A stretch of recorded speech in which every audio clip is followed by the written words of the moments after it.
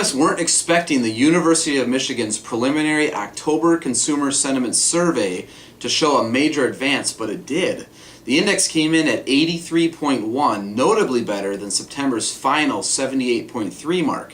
While the much-watched consumer gauge is still well below a normal reading of 100, this was the highest reading since September of 2007.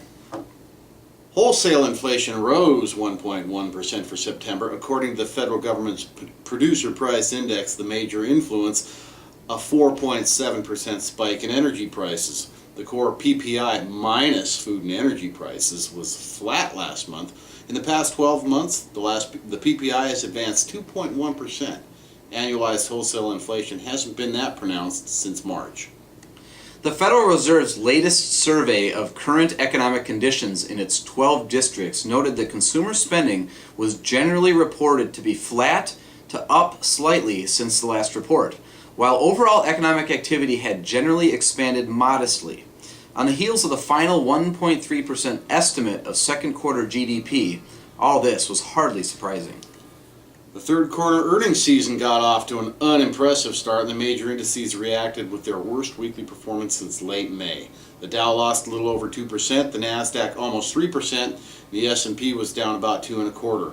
Gold slipped 1.2% as well. Oil, on the other hand, managed a 2.2% advance. Where did everything settle in on Friday? Oil ended the week at $91.86 a barrel and gold at $17.59 an ounce. The Dow closed in at 13,328, the S&P at 1428, and the Nasdaq at 3044. In the week ahead, today we'll be looking at September retail sales figures coming out from the Census Bureau. Tomorrow, the CPI also appears.